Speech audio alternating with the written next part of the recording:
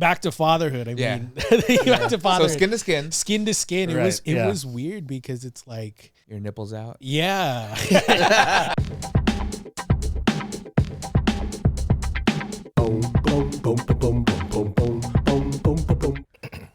We're good to go.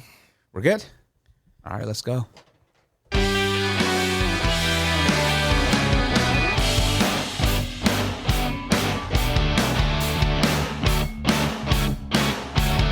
What's going on, everyone? This is brewpac.shakur.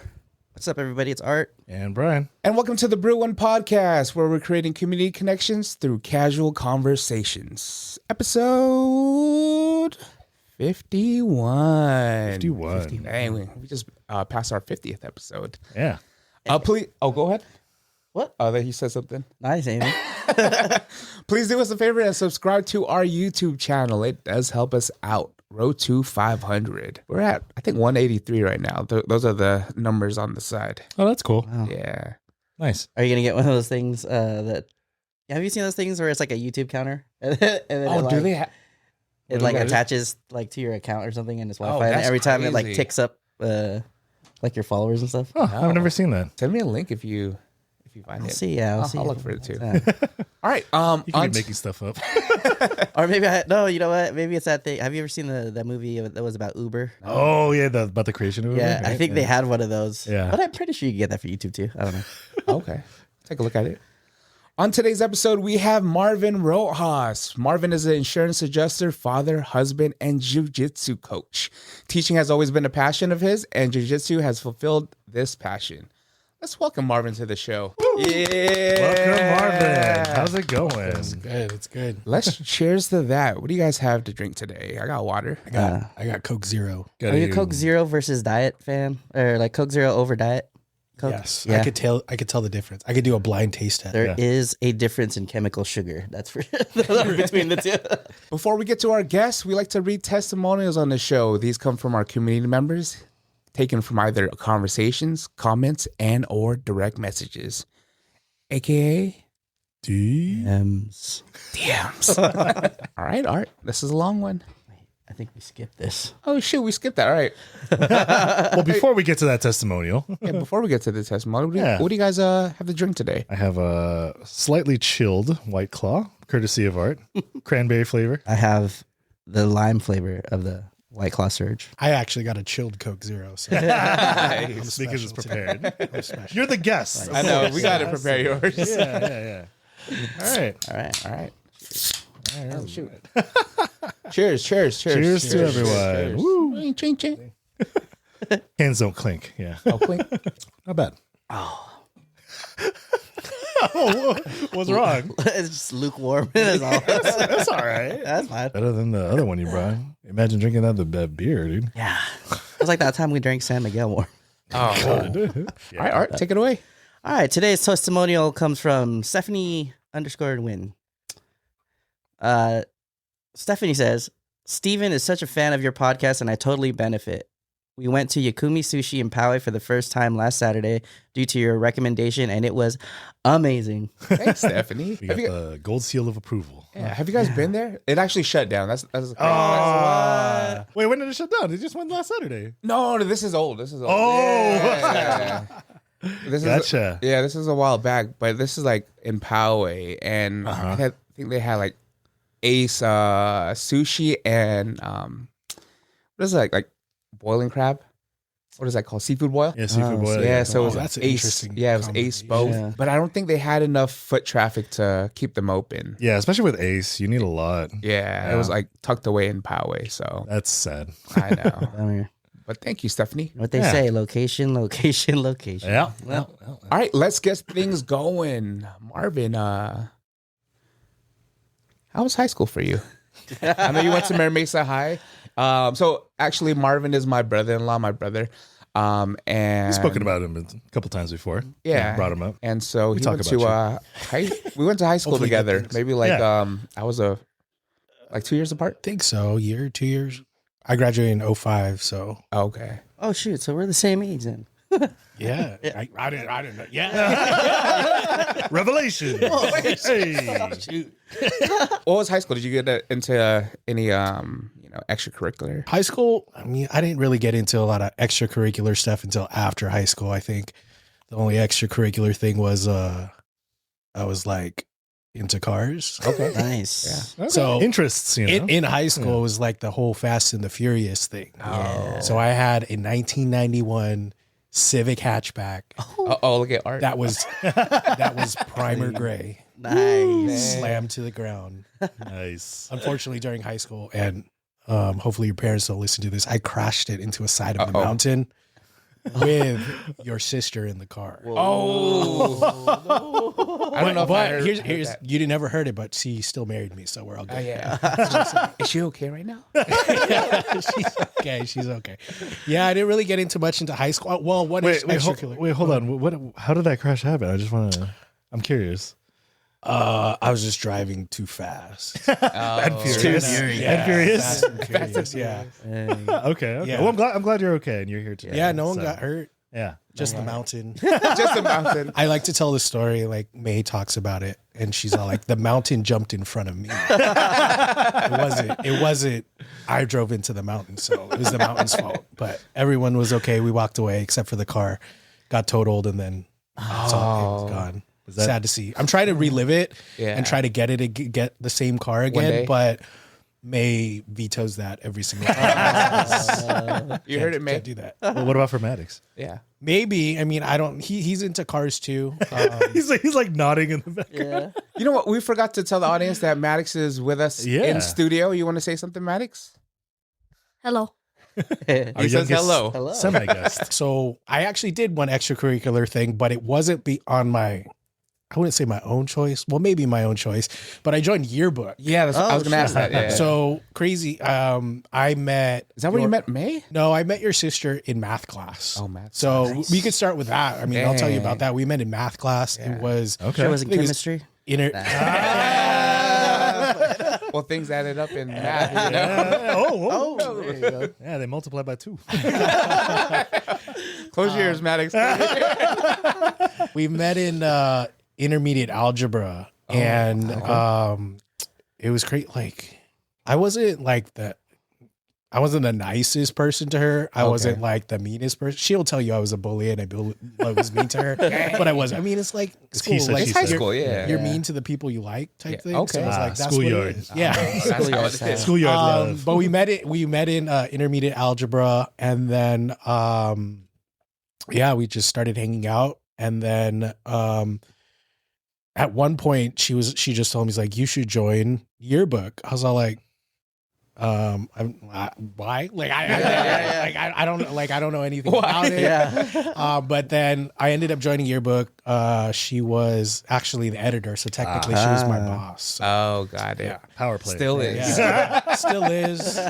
Or I let her think that. Oh. Just kidding. She is. But yeah, I did yearbook. It was a good. It was a fun time, and then I ended up getting into it. And I ended up getting there's like different jobs. There's like photographers and things like that. Yeah. And then I was a layout artist who actually put the so pages cool. together. Yeah. Nice. And I got to pick the pictures, and then I got layout artist of the year. What? Only because I made people do things. Like Oh, okay. I made people meet deadlines of like, you got to go take all my pictures and you got to do all this stuff. I need for me this now. Yeah. Like, So I need you, now. yeah. So I was like on top of them and then making She sure. was Jonah Jameson. Yeah. Yeah. So that was fun. I did it for 2 years. Yeah. Was in, I didn't pick all the, like, I was in the yearbook a lot. Like, Yeah. you could see in the index, like I didn't do that, but other people put me in the yearbook. Yeah. Like, so I was in a lot of pages of the yearbook. So that was cool. Is that when you and May started dating? So we started dating, I don't know. It was like late nights in the yearbook No, office. I mean we started out as friends, like really just friends. Okay. It was funny. I like to tell the story like where like I was at the mall, Yeah. and she was with a friend and she needed to get home, and she's like, hey, can you drive me and my friend home? So I just drove her home, Yeah. and then we just started hanging out from there. And then I mean it's just we started dating. I don't know what it was in 04. 04. Okay. Yeah. So we've been together for a long time, but Nice. How did you feel when she started bringing him around, Jason? I don't really care. Maybe I think I had too much going on, like at home, to really care about anything else. So it's just like, All right. my sister, that's her life, you know. yeah, I think I don't remember seeing, like, I think you guys were kind of doing your own thing separately a lot more, but I don't think we didn't have any issues. I mean, we were cool. No, well, because before you, like, she had a long boyfriend too, and I think that's where, like, you know, I like joked and picked around like with him, and then when you came along, I'm like, oh, whatever, you know, like I did all that stuff, like, you know, with him and stuff, and then when I saw you and her, I was like, all right, it's cool, like, you know, as long as she's happy at the end. I don't gotta pick on him. Yeah. I think the only thing that I remember like very vividly from high school from you, Jason, was your expedition. Oh, I missed that. Expedition. 98 expedition. Oh, Yeah. 98 expedition. And he Eddie used to- Bauer Eddie edition. I think, what did Yeah, you have, like okay, two okay. 12-inch subs in the back or something? Rockford Fosgate. Yeah. Those are the ones. They were the huge ones too, dude. Yeah, like big the speakers. T1s and T2s. Like Yeah. the oh, shoot. And then my cousin Ian, Chris's cousin, right? He hooked it up, and those subs were facing up in the like last row. I had 3 rows, and so the bass would hit to the front, and I was like, dude, this is a sick art. Like 98 expedition, like it was so hard to park that thing. Yeah. But like that was like the times, you know. Yeah. And gas was like Everybody's I know. $1.80 or something. Oh my god. Dang. Yeah. And you going down back to the street. extracurricular stuff, I never actually did stuff in high school because growing up, my mom specifically was like, you can't do those things because you're going to get hurt. I remember doing karate for one day. What? And now then you're in jiu-jitsu? And then she was like, they were like, okay, there's going to be days they're going to spar. And she's like, no, you're not doing that. And I'm like, okay. Overprotective, huh? Yeah. So overprotective, didn't want me to get hurt. So I didn't do any sports or anything like that. Wow. But then, I mean, we'll talk about it later. I ended up going off and doing something even more crazy. More full contact. Yeah. So you get out of high school. I remember my time when you were in the social services field. Can you share that? Yeah. So right after high school, funny thing. So I ended up working at an after school program as well. Okay. And I ended up working with your sister as well. So we worked together at an after Family school program. business. we followed each other. Fate, man. Yeah. But Destiny. I worked at a before and after school program, did that for several years. And then went to San Diego State for Aztecs. for sociology. And I was like, finished school, I was like, well, what am I going to do with this? What am I supposed to do? Like, I That's can't. what I thought too. Yeah, back in the day, Exactly. Sociology is like, I know how people work and society works, but what am I supposed to do with that? Yeah. And then I was working with the kids in the before and after school program. And then at one point I was like, oh, I'll be a supervisor for the before and after school program. I was like, sweet, I can do that. Became an assistant, like supervisor. It was great, but it wasn't like Amazing. I mean, you get to play with kids and stuff like that, but it wasn't good money. And I wanted to have a future, right? To make better money, have a family. And then I decided, like, well, what else can I do? And then I ended up going to school to become a marriage and family therapist. I remember that. Yeah. Tell me that. Yeah. So I got my master's in counseling psychology. And went through that, did my internship. Actually, I ended up leaving, what's that called? From the after school program. Okay. And then I worked for, because I wanted to make more money, I ended up working for a teen pregnancy prevention program. Oh, yeah. Nice. Okay. So I used to teach sex ed to kids and things like that in middle school and high school. Okay. And that's when I was in my master's program too. And I finished and I did my internship through that same nonprofit. Yeah. And I ended up doing therapy with pregnant and parenting teens with an alcohol and drug addiction. Oh, wow. So that was an interesting time. Like it was, witnessing a lot of trauma with a lot of like teen girls and things like that. And it was a crazy position for me because I was a male working with teen girls and doing therapy with them. So it was very interesting, but I think it made a positive impact for them during that time because, a lot of times with the trauma that they experienced, there wasn't like a lot of positive male role models. So That's cool. that listening from a male was something that worked for them. So did that for a little bit. Did you ever get any friction just because you were a male? Of course. Yeah. Sometimes they just wouldn't talk to me and just sit and just be like, I would get some friction sometimes, but I don't know if you guys ever participate in therapy, but it takes time, right? You got to build a relationship, a rapport with who you're talking to. You can't just pour your guts out to them. So, you know, some days it's just sitting there. Some days it's just talking about like random, like non-related stuff, but then they ended up talking about, they end up opening up, and opening up. Even with that too, I did some other work with kids at the same program, like doing just regular therapy, like kids that are having difficulty at home. So, ended up doing that. And during my internship, I was actually ended up becoming the program manager for the teen pregnancy prevention program. Moving on up. I moved up, and then the grant ran out, as you guys all know. That happened. And I had to find something else, and then I ended up going to run some family resource centers in Chula Vista. I didn't know that. So I was overseeing that, doing that for a year. And then same thing, I needed to find more benefits. I'm going to have a family, so I needed to find benefits and get better pay. So that's when I ended up becoming a social worker with the County of San Diego. I forgot about like the in between, but before I forget, shout out to Marvin, because Marvin helped me navigate, I guess, what I wanted to do my degree in at San Diego State. He was like, hey, check out urban studies. I was like, what is that? And we looked at it together, and I was like, oh, shoot, this sounds pretty cool. And then graduated with urban studies, emphasis in sociology. But Marvin was behind the scenes, helping me figure things out. So shout out to you. And so back to the county, because I remember at one point, you're like, or maybe like after every year, it was like, Jason, come to the county. Right? I was seriously like, I think probably a year or two, I was already at the Y. And there's like a big gap with funding, not funding, the finance side, where it was like $20,000 on top of your salary. And I was like, that looks pretty nice. So let's talk about the county, because I thought you were going to retire there. County work enough is to get your pension. County work is as a social worker, there's a high burnout rate. You know what I mean? Like there's a lot of work. There's a lot of work that you need to put in. So you're oftentimes, and shout out to those county social workers that are still doing it. You're overworked, underpaid. You're on call, not on call.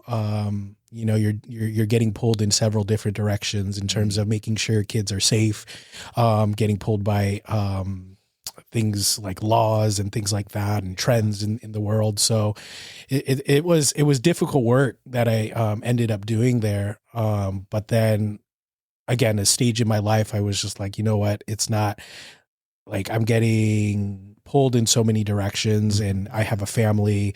I don't want to be pulled away from them, like pour my life into, like, again, shout out to all the social workers out there, but pour my life into, and take my time away from my family. So I had to find a place where I could find balance in my life, where I could, still fulfill some needs in my life and then also get paid. And it's a big difference. I mean, you know, ultimately, social work, you don't go into it for money. You guys know that. But sometimes at the end of the day, you got to be like, you know what?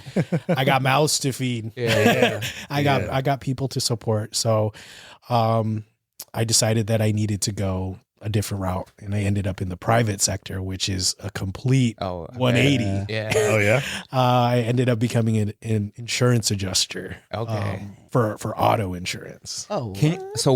What are you able to share about, I guess, your role, or like the day to day? Can you share any of the stories, or is that a little? No, I can't really share any stories about like the day to day as like a social worker. For insurance, I can't really as well, because I deal with like people that are hurt. You know what I mean? Like that, like serious injuries, and like.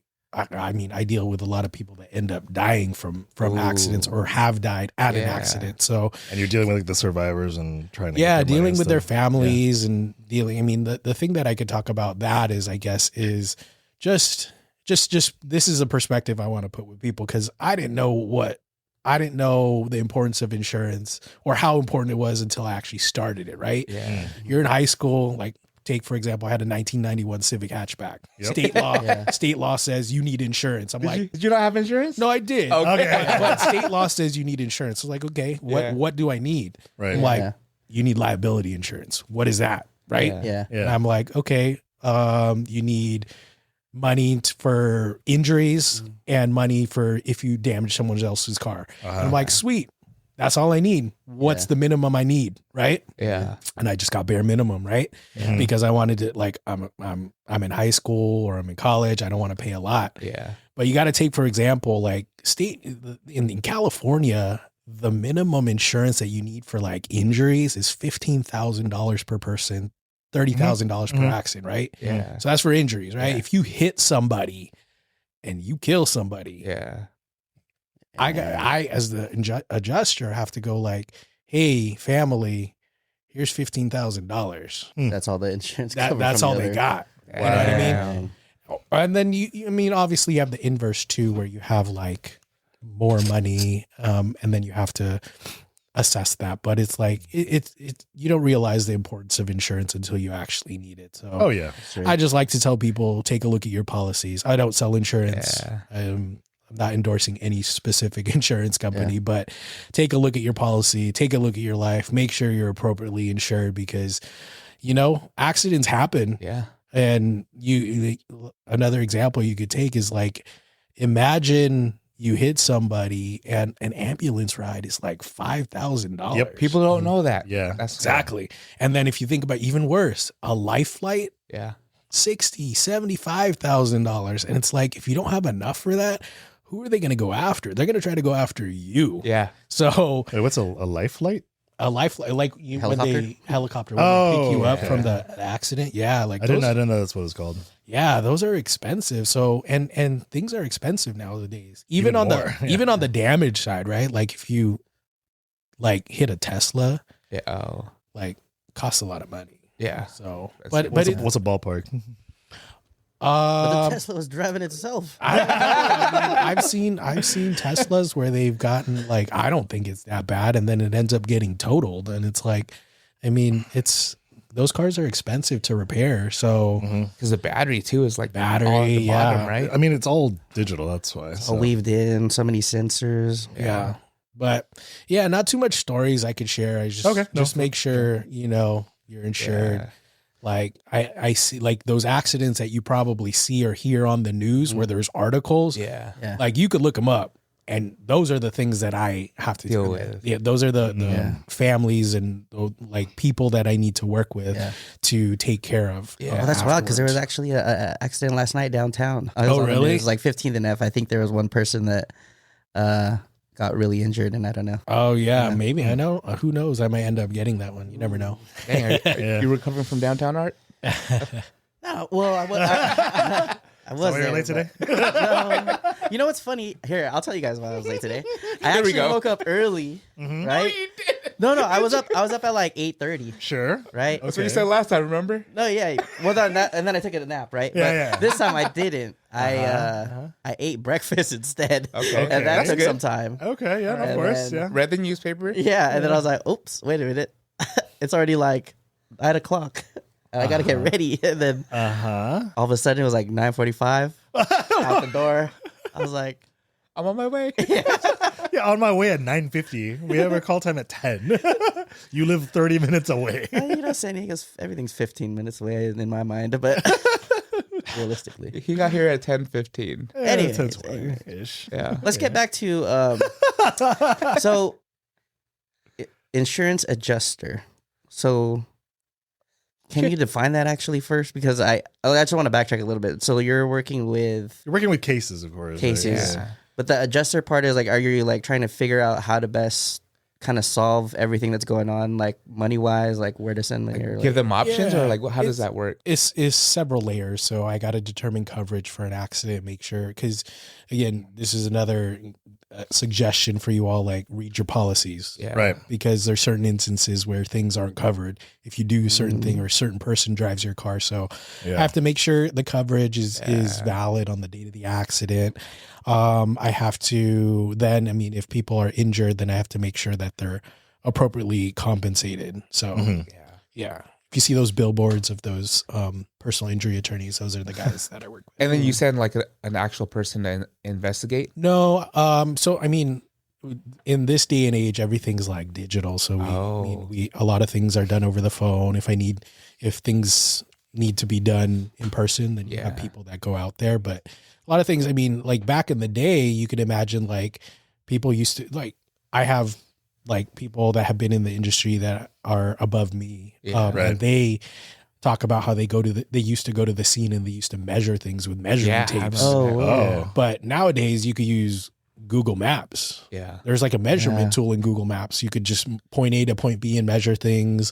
And then you could do the math for like velocity and things like that if you need to. Wild. So these pictures that they send in, does AI play a role? Have you ever caught someone, sending a picture and it wasn't real? I mean, I don't deal. There's people that review that stuff. So really? If It's another layer before it's it gets another to yeah. Okay. Yeah, but I mean, I think that's a good question. AI is going to play an interesting role in like insurance in everyone's life, and I think people have questions about AI and self-driving cars for insurance, right? Yeah, because you have like these Waymos. Yeah, I was about to say that. You know what I mean? Yeah. Like if they get in an accident, who's at fault? Is it Right. the Waymo or is it? Is it the people Or in is the it- car? Yeah, Is yeah. it the company that owns the Waymo? Yeah. So I mean, You ever see those driving around? It's kind of freaky. What, like a Tesla doing auto? No drive? Waymo. the Waymo where It's a Waymo. it's like completely self-driving. There's like no driver. and you just Oh, go- there's no driver at all. Yeah, I see Yeah, them more. yeah. I see them more in like LA. I don't see them around here.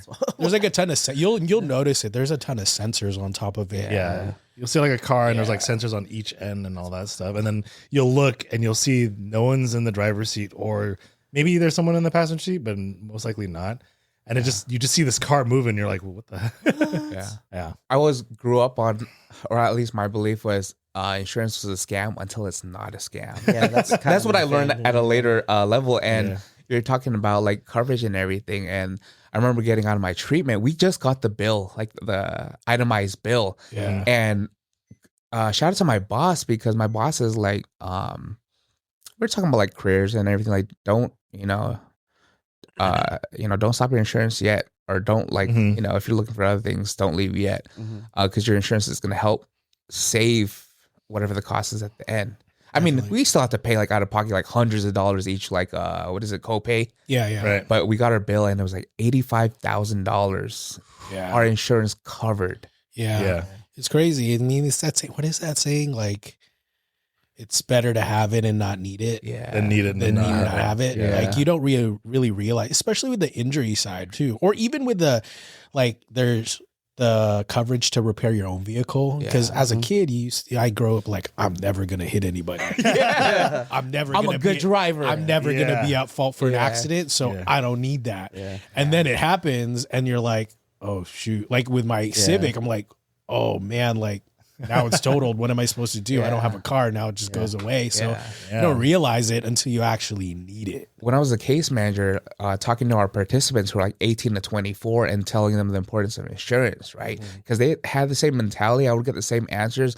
Oh, I'm a good driver. I don't have to worry about that. I said, I'm glad you're a good driver, but other folks aren't. And accidents Yeah. do happen, right? And the other thing is not everyone carries insurance like they're Yeah. supposed Yep. to. So that's what it's the purpose too. You want to make sure you're covered in the event that it's an unexpected expense where you're like, okay, now I have insurance that's going to step in and take care of me and make sure that I have a car, I can get to work and do all this stuff. So, Yep. I mean, in my past life or during my courses working in insurance adjuster, I was like, man, I should start a business where I just teach people you can. like insurance, like why it's important, Like look at how to read, consultation. how to read your policy. But crazy thing, I think I actually just saw or heard a advertisement. There's like AI that does it for you now. Like they'll look over, And they'll look summarize over, it? Nope. they'll summarize it for you in like No. simple terms. I'm like, oh dang, that's crazy. No, I don't know, man. I just can't trust that. I know. I feel like there's a story about AI that Brian hasn't told. He hates it with a passion. All right, when did AI break your heart? I know, like, Terminator. Well, I mean, come on. Like, you think about it. Like, yes, it'll summarize it for you, but how can you trust that it actually is summarizing it for you? You know? yeah. And You then know, I I saw just don't like that. Relinquishing control. That's all. Yeah. Yeah. You know? I saw something else where they were talking about AI, how it's like not, I mean, it can't replace the human factor in decision making. Exactly. There's things that you do, especially with like, if you think about people use it for art, like actual like artwork, like there's things that you can't express sometimes without this human factor to it. So, I mean, But in it's some an assistant. areas, I think that's where there's a benefit, right? Because you Yeah. lose human bias and Yeah, that's true. That's things. true. I guess it- I mean, it helps. I think to use that as a tool, like I use it when I work with like graphic artists, just to say, hey, this is what I'm kind of looking at, like having my words displayed in a portrait, but I still want you to do the work, you know? Yeah, yeah. Just that they have an idea to reference. Yeah, like fine tune it to what you want. But I don't like the art. It's not the same. Yeah. Now that you're steady in this role, like you're talking about family and everything, let's talk about fatherhood. Well, actually, let's backtrack. Let's talk about the proposal. How did that happen? Oh, yeah. I mean, May will probably tell you that it's not the way she pictured it. How did she picture Well, it? because What so does she want? here's and I mean it turned out good. So what happened? Obviously. What happened was we went. So my mom is a survivor of breast cancer. Oh, congrats to her. She used to go to a like a mission, and there's a church or like an actual I don't know what it is, like a mission. Yeah. Like San Juan Capistrano. And Yeah, there's a church there that has like, I don't know if it's the patron saint of like cancer or something like that, but she used to go there all the time. And one day she was like, hey, Marvin, do you want to go? I was like, oh, sweet. Like, it looks nice. And back then when I was in my early 20s, I was like kind of messing around with photography.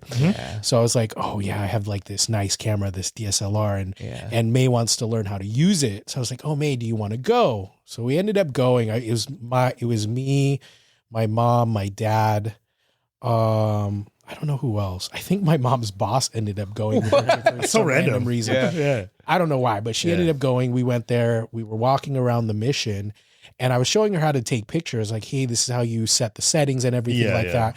And then we get to like this part where there's like a fountain. I was like, hey, can you take my picture? Yeah. And then she's all setting it up. She's holding the camera. And as she's like about to take the picture, I go on one knee and I propose. Yeah. I mean, we at that point, we were together for such a long time where it was like, it was going to happen inevitably. We didn't know when. Yeah. And here's a crazy thing too. Like we bought our rings together. Oh, that's cool. Okay. Yeah. And partly, I mean, I think, or I don't know if she'll tell you this too, but it's like, it was a good thing for me. Cause like, number one, I know I'm going to get what you want, and you're not going to be like one of these stories where I get something and you go back and return it and exchange it for something else. Like I've heard those stories. Right. Like we ended up getting them together, and so she knew it was coming, just a matter of when. But I mean, I thought it was a good proposal. It wasn't anything that I think Brian has seen ever, because I've seen the ones he's like taking pictures of. It's nothing like that. No one hiding in the bushes type thing. Yeah, that's what I have to do. But usually. I mean, it was kind of that thing. I mean, you could tell it's the story of like, you see people were like, hey, do you want to get married type? Yeah. Sometimes we've it's done as simple as that. Yeah, you know? yeah. Together for so long, where it's like, it's just time. But Yeah. How did she want it? Like, how was Did she ever tell you? no, she actually never told me. We got to get her on the podcast. But I did do the tradition of I actually asked your parents for permission. Oh yeah. Yeah. Okay. Yeah, Okay. so I remember that day because it was, I mean, your parents were pretty strict growing up. And the day that I was like, hey, I'm coming over, just me. Yeah. And I needed to ask you guys, or I want to talk to you guys. And they were like, they didn't know. And then I remember asking. And then I think What year is this? I don't know. I don't know. I don't even know. Too long ago now. Too long ago. But I remember, I don't know, I didn't witness it, but I think May ended up telling me that your dad went up and he cried. Oh wow. Whoa, Yeah, okay. yeah. But I think it was probably, actually, I remember. I think it's around 2010 because Okay. I think I told your 16 years parents ago. that I wanted to, like, we both wanted to finish our masters and have a good job before That's we cool. actually got married. Yeah. I didn't know that my dad went upstairs to cry. That's what I'm pretty sure your mate. I can Hearsay. I remember. Yeah. Yeah, I can see that. He was like, man, that papaya soap worked for her. Yeah, but I mean, she's the only girl. Yeah, and she's right. the first one getting married. Yeah, and yeah. we were like, what, 24, 25? Oh, wow. But we were, I mean, we were pretty far along in our lives of like Right. career wise, like finishing our masters, getting a stable job. So I think that was part of the tears as well of like, hey, she's grown up. Yeah. And It's a realization. it's that right? next step. When did the Awimowe part happen? And then Maddox appeared. Like, how was that? Was it like a discussion or? Well, I mean, it was a discussion. We ended up we got married in 2012. Yep. Brian knows he was there. You were there. Brian was there. What was it? Remind me. The setting. Brian, Oh, your wedding? yeah. I was in the photo okay, booth. yeah, He was in the photo booth. So we got married in 2012, and I think That was a nice place. Yep. It was a really fancy it was place. hot though. What was it called? It was hot. It was hot. Rancho Buena Vista Adobe. Yeah. Yeah, You guys got married like in the it was hot. It was like July. a summer. Yeah, it was July. in yeah. Vista. Yeah. Which Yeah. is inland and it's very hot. Yeah. I mean, I want to. We could talk about that a little bit, the wedding, because it was an interesting thing. Because I remember we had a 2-year engagement. Oh, So okay. yeah, that's right. So 2010 got engaged, didn't get married to 2012. So Right. 2-year engagement, and we were like planning things for a long time. And the thing that I like to talk about a lot of times, because May was very, very specific in how she wanted things. Yep. And it's like we picked Rancho Buena Vista Adobe. And one thing that sticks out to me is like we got the place, and they're like, "Oh, all these tables are included. Tables and chairs are included with the venue." She's like, "Nope. I want different ones." And we ended up renting other ones, which I mean, shout out to our caterer back then. They ended up hooking us up and That's including good. a bunch of stuff. But it was, I mean, for those of you that are getting married, 2-year engagement was awesome. Like no stress. We spread things out. Yeah. So Yeah. it was a good experience. So, but yeah, 2012 we ended up getting married, and then we were like 25.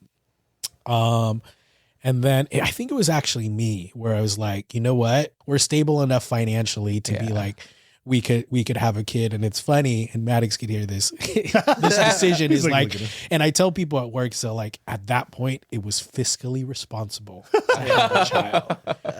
And it's crazy because not everyone thinks of that, right? Yeah. Of They like, just kind of just do they it. just do it sometimes, which I mean is In the- okay. You figure it out. Heat of the And passion, Yeah. right? yeah, I ended up, I mean, it was fiscally responsible at that point. right. But I mean, You're smart about it. Yeah. yeah, I mean, we still had to budget and things like that. But yeah, we ended up having Maddox in 2014. Yep. But yeah, I look back and I'm like, dude, I was still a kid. Yeah. I was pretty young. But you had goals. Like it was. Yeah, I had goals. But yeah, I mean, I learned how to be a father with Maddox. So Yeah. it was crazy. I mean, I grew up with him. Well, yeah, of course. Yeah. That's How was normal. that feeling of just like his birth and just holding him for the first time? It was crazy because, when you are in the hospital, and I'm young, right? Yeah. And they're like, all right, it's time for skin to skin. I'm like, Yeah. Oh, I'm like, the nurse said that? yeah. Oh, shit. Because you're supposed to, it's Yeah. for the bonding time. Yeah. And it was Yeah. to give May rest because Yeah. Got it. Okay. she had like, shout out to her. And we could get into that. I have a funny story about that. Okay. But she had a long, like labor was long for her. Like it was like 3 days. What the heck? 3 days? Yeah, it was 3 days because she had to be induced, and it was a long time. You hear that, Maddox? that? You better not give your mom a hard time. But You gave her a hard time. It was like, ouch. Yeah, they were like, it's 3 time for skin to days. skin. I'm sorry. I just can't get over that. Like, if you're going to labor for 3 days, like, are you sleeping and you're like, are you just not up for 3 days? No, she has her iPad on the side. No, I had my iPad watching Game of Thrones. Oh. Were you with her side by side as she's done 3 days, or like would you like go in and out kind of thing? So How did that work? I was there for the 3 days, and the story that I wanted to tell is because as you can imagine, you guys all probably know when they're in labor, they can't eat. They can eat ice chips, but I was in the hospital, and I was like, I'm hungry. I'm hungry. She looks at you. She looks at you. You hungry? Yeah. And I think I told her the story afterwards that what I ended up getting, but I ended up like texting one of my friends. I'm like, dude, can you get me some food? I'm hungry. Yeah. And he ends up bringing me a breakfast burrito that I eat in the hallway. Oh, I thought you just ate it in front of her. No, I ate it in the hallway while she couldn't eat. And then she's mad about that till today because she couldn't eat. But I made up for it. Ended up getting her food afterwards. All the food that she wanted. But back to fatherhood. I mean, back to fatherhood. So skin to skin. Skin to skin. Right. It was weird because it's like your nipples out. Yeah. and you don't feel like you're until you're holding the baby. Like it's there, it's right there. It's not real until you have the baby like right there in your arms. And it's like, dude, I'm responsible for this. Like I gotta make sure he stays alive. So it was a crazy experience. Like I said, I was young, learning how to be a father. Like I remember some days like early on, like being a new parent, you're like super hyper vigilant about things. They're like, oh man, he has a fever. What am I supposed to do? Like, should I go to the ER? Do I go to urgent care? What am I supposed to do? I remember texting your cousin. I'm like, he has a fever. Like, what am I supposed to do? They're like, let it ride. No, like Maddox, like they actually told me take off all his clothes so he's not hot and give him like a cold bath. But yeah, I mean, like it was great, like learning all that stuff, and now having a second one. There's a big age gap between Maddox and my daughter Marina. Mm-hmm. Like now you could really see what second child syndrome is. It's kind of like, oh, she gets a fever. It's like, all right, throw some dirt on. Let her ride. Like, she'll be. You okay. got this. She'll be okay. Hospital copay. Yeah. Should I just WebMD it? And see? So, yeah. I mean, it's been great. Like being a father. Obviously, it has some tough points. I mean, Maddox is getting to the age of being a teenager. Let's go. How old are you, Maddox? 11. What? 11 years old. 11 year olds. Oh, okay. 11 going on 13. Yeah. 11 going on 13. Yeah, I mean, he's got 2 years before he comes out officially a teen. Yeah, officially. He's in this place where, I mean, it's crazy. Like he's, I think we have a good relationship where he actually, his mom won't approve of this, but he talks about girls. What? Oh, okay. Not with Uncle Jason. What's her name? Not yet. Not yet. Can't go Okay. public with this. Yeah, but it's great because it's No like soft launches. yeah, Jay, like growing up like with Filipino parents, like you don't have a girlfriend until you're like 40. 40. You know what I mean? But 30, it's crazy whatever. to have that open communication. Oh yeah, Like definitely. him, like That supportive communication. yeah. And sometimes May, like she likes to be like, oh my gosh, she's talking about, and I'm like, okay, So what? yeah. I mean, it's like you just normalize it because now then they'll like come to you and talk to you about it and things like that. So, but it's been a great ride of like seeing him grow up, seeing Marina grow up, because he's gotten into so much different things, like seeing how kids are. Like it's funny because he'll be into like when he was like 5, one week he's into monster trucks, and then the next week he's like into WWE. Yeah. I think Jason, you remember that? I remember those stages. You bought him like a bunch of like WWE stuff, and he was like into it. Then I remember like it was like during his birthday and Christmas, and then he would want to buy all this. I was like, oh sweet, I'm gonna buy this because I didn't get to get this stuff, so I'll buy all this stuff. Right. And then now and then he would be out of it. Like then he wouldn't want it. I was like, dude, I just spent like $200 on like the WWE ring that falls apart when you slam someone. Like, what am I supposed to do with this? And then it's like, it's crazy because then I think about like how your dad is, where he doesn't want to get rid of stuff. I'm like, dude, I don't want to get rid of this. Like, I just What if? like right? you know, like what if he comes back to it? And he's done that. Like we've bought like Toy Story stuff. Oh. And then like the actual full, like the big Toy Story toys, and then we donated him. And then like 2 years later, he's like, I want those. I'm like, what? Like I just sold those. But the crazy thing is now is like he evolved from like I've allowed him, like I don't want to say allow, I've gave him the freedom to pick what he wants to do for extracurricular stuff. Oh, that's cool. So he's done a lot of different things. Like he's done gymnastics. He ended up doing competitive soccer.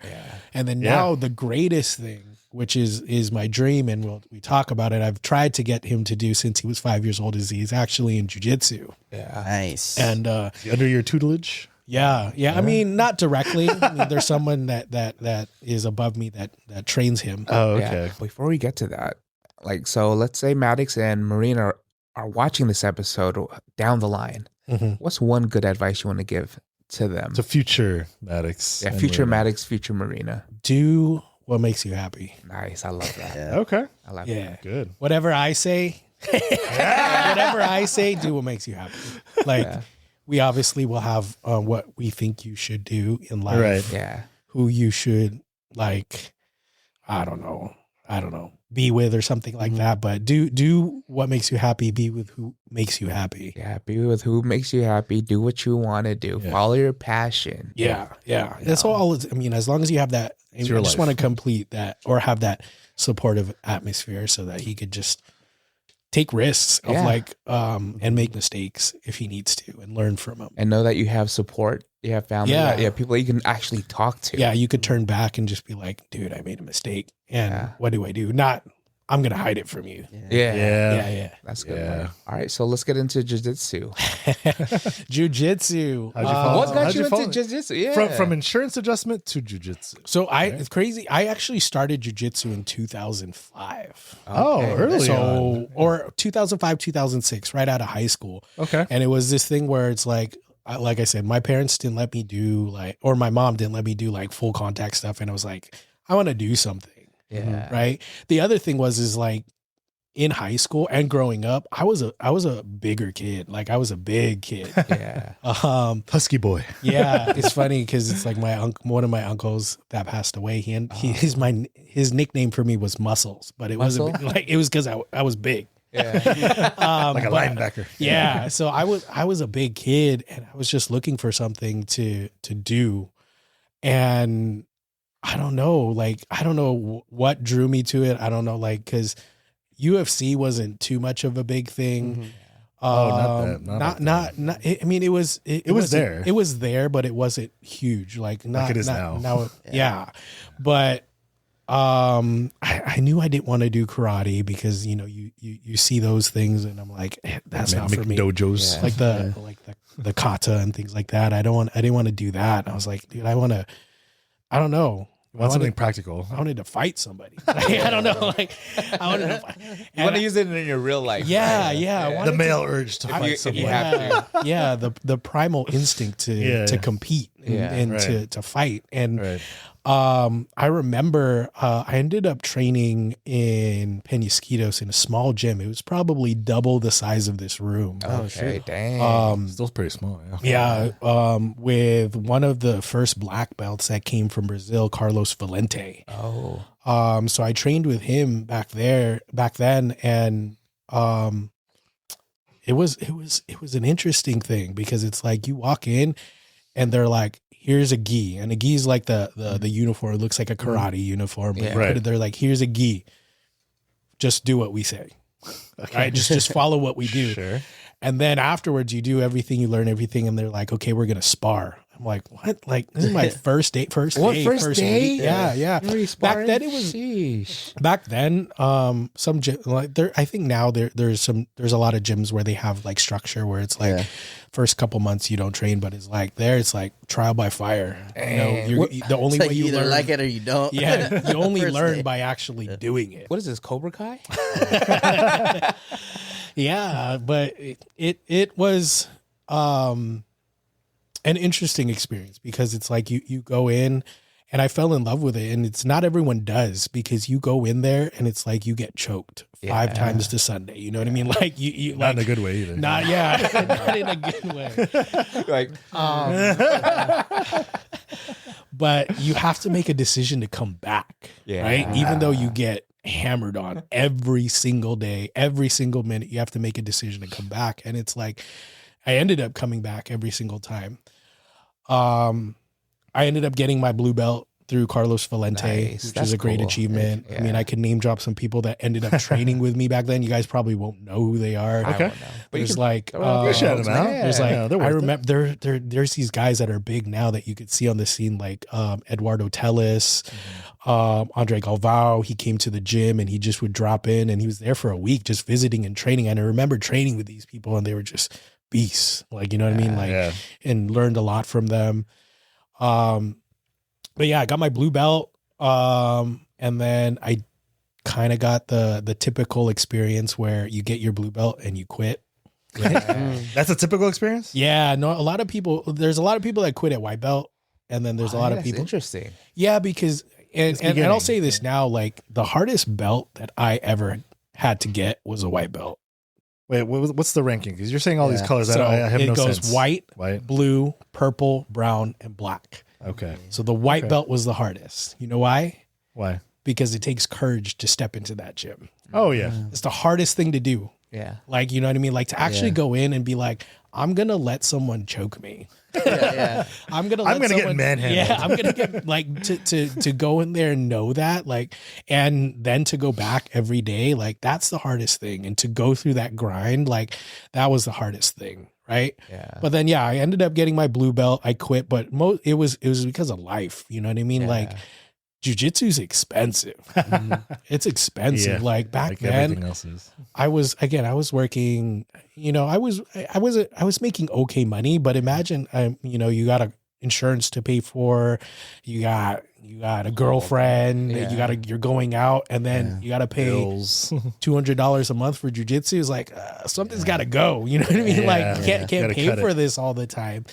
So I ended up taking a break from that.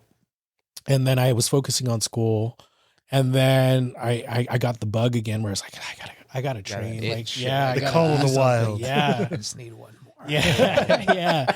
It's crazy because, you know, I'll say this, and people think that jiu-jitsu is like a cult because like we bow to each other and we wear a uniform and we call someone like master or professor. So it's like it's like, but Different context. yeah. actually. But I had the itch again in college, so I ended up training at a place that ended up becoming Victory MMA. Okay. But it was Throwdown back then. Okay. And I trained with, shout out to Elias Gallegos. He was like the black belt over there. What is to get from one belt to the other? Is it like a test or what? Memorization Hours. is later. Traditionally, Take someone down that's a higher belt than you. no. So traditionally, it's whenever it was like, and it's changed now, but traditionally, it's like whenever the black belt feels like you're ready, Okay. right? Because you're a representation of that black belt, right? Right. Yeah. Like you got to be like, if you go out and go to a competition, you're representing that name. So you got to carry that. You know So what I mean? do you have to get into competition to earn a belt, or No, I don't compete. I'm a hobbyist. So you don't have to compete. But you know, you're sparring after every class, you know what I mean? So your coach or your professor sees how you're doing, and based on how you're doing with other people, that's how you get promoted and stuff like that. and so do they give you a heads up like, hey Marvin, I'm going to promote you next week, or is it on the spot? No, it's on the spot. So I remember my purple belt I got from Shannon Gugerty. He's a Dean Lister black belt. It was when I was training at the boxing club. Yeah. And it was like, they say there's like, hey, today's promotion day. And they don't tell anybody because you don't want to expect it. Yeah, you don't yeah. want to, Right. but once you're there, you know it's going to happen because what happens is you go into what's called the Shark Tank. Oh, Okay. Okay. So the Shark Tank is Hello, you, sharks. you go in, you're like, everyone's standing at the wall, and then you got you right in the middle, Yeah. and then basically you go Free against- for all. Yeah, no, in line, you go, you're sparring Oh. every Everybody. single person, What? That's right. crazy. and at the end of it- and then at the end of it, you get your belt, so you're like Well, dying. Sometimes you don't, right? No, if you're Oh. going through the Shark Tank, it's promotion day, then you Okay. kind of know. So you know. Okay. Yeah, like for my That's brown nice. belt, I got my like Maddox witnessed this. So Oh, really? All right. it wasn't a big class. Like I've had a ton of different professors, but I got my brown belt from Peter Frank, super famous dude. Shout out to him. Okay. But I remember like I will never forget the day because there was probably, I don't know, 10 people that were in line Shark Tank, and it was just a normal class, right? It was just a normal class. And he was like, all right, everybody line up on the wall. I'm like, okay, I'm lining up on the wall. And he's like, Marvin, come out here. I was like, oh, sweet. He's just going to, because I was his helper. He's like, oh, he's going to show something on me. Yeah. And then he's like, all right, you're going to go with this guy first. I'm like, okay, sweet. I'm going to, like, I thought it was just a normal day where it's Like like, normal sparring. we're going to just rotate through people. And then we were going all the way around. And then finally, after everyone, I had to go against him. What? Oh shoot! I was Final dying. boss. It was pure just like survival. Like I just did not want to die, basically. But he got me in a choke, right? And he was choking me, and I was tapping. Oh, so you tap? I tapped, yeah, but he yeah. held it like 2 seconds longer. And I was like, the my vision, tunnel vision was just closing. And then he knew, and then all of a sudden he just lets go, and then he pulls me up and then puts my brown belt on. That's crazy. Bro, like it was an amazing like, what? experience. Where am I? Yeah, it was surreal, and it was like, yeah, it was crazy because it's like I've been doing it such a long time. Yeah. And to get that, I mean, there's not a lot of people that get there. That's Right. crazy to experience. I mean, like from like just picturing Maddox watch you get choked out. You know, Yeah. like It's like Simba. yeah. I was laughing. You're laughing. He was like, yes. What is he doing? It's like I was watching him and like I didn't know at all. Like there was no clues. So I Right. was just watching him because I watch on the sideline. Yeah. Good thing I wasn't there. Good thing I wasn't there during the class. Oh, you held on for 3 seconds. Longest 3 seconds of your life, huh? So what's the best part of, being a jiu-jitsu coach? The best part of coaching, I coach kids. Okay. I help with the adults sometimes. Wait, can we go back to that? How Yeah. did you arrive to becoming a coach? Because you just got you just said how you got your brown belt, right? So what is the requirements to being a coach? How did you become a coach? So I actually started coaching kids when I was a purple belt under Shannon. Oh, okay, early on. Okay. And it was, I mean, I wasn't like, I'm not by myself. I'm like an assistant, but like I help, like he'll demonstrate the moves, and then I'll go around and help the kids like refine their movements. Oh, you're like So a that- TA, yeah? Yeah. So that's when I started Okay. back then when I was a purple belt. So I've been doing it for a long time. But that's how I got into it. And then after that, I ended up we ended up moving. That's why I ended up, or COVID happened. And then I ended up stopped training, and took a break for 4 years. And then Maddox, one day he was playing competitive soccer, and then he stopped doing it. And then he was like, I want to do jiu-jitsu.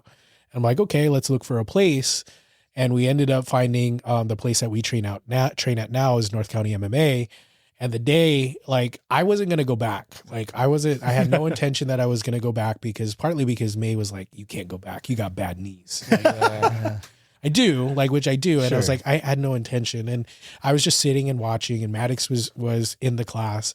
And then one day, so this is how Maddox revived the dream. And I owe it to him. Okay. Is Nice job, Maddox. it was before class, and he's like, hey, can we spar a little bit? Let's spar. Black belt was there just on the mat playing with the other kids. And I was just doing some moves with Maddox. I was doing like double leg takedown. And then the black belt comes up. He's all like, have you trained before? It's like, yeah, I've trained before. I've trained for quite a while. And then at that point he was like, do you want to help me? And it was just like, it fell into place. I'm like, sure. Like, I'm like, that's fine. Like, I'll help you. So For free? I started helping. And then, we're like, yeah, if you help, Maddox could come train here.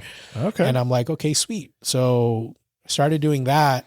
And then after a while, I was just kind of egging me. I'm like, I can't just be a purple belt forever. Just help. You know what I mean? Like I can't just stay like, there's going to be questions from people of like, what's happening? Yeah. And who's this guy? Yeah. And then finally she's like, okay, that's fine. Like you go ahead. Like you got the green light. Yeah. Go ahead and train. And then I started training.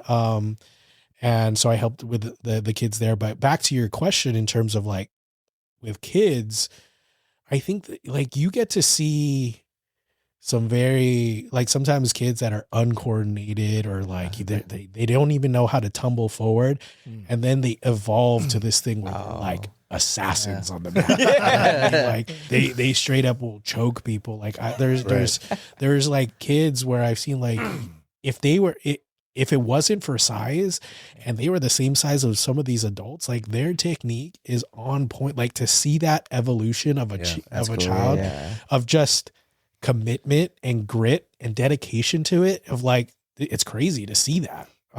So I think that's the best thing that I've seen. What's an advice you'd give someone that's like looking into joining jiu-jitsu? I would just say, just try it. Just step on the mat and just try it. You know what I mean? It's the big first step, right? Yeah. Some people, and it's like anything. Sometimes it's for people, sometimes it's not. Yeah. Right. Like there's a lot of full body contact. There's a lot of injuries. There's not a day that I don't have something hurting in my body, like my shoulder, my knee, my ankle, my wrist, my finger. So, I mean, it's not for everybody, but I mean, it just step on the mat. And if you're looking for something where like a community, a mentor, like if you find the right place, you're going to get that.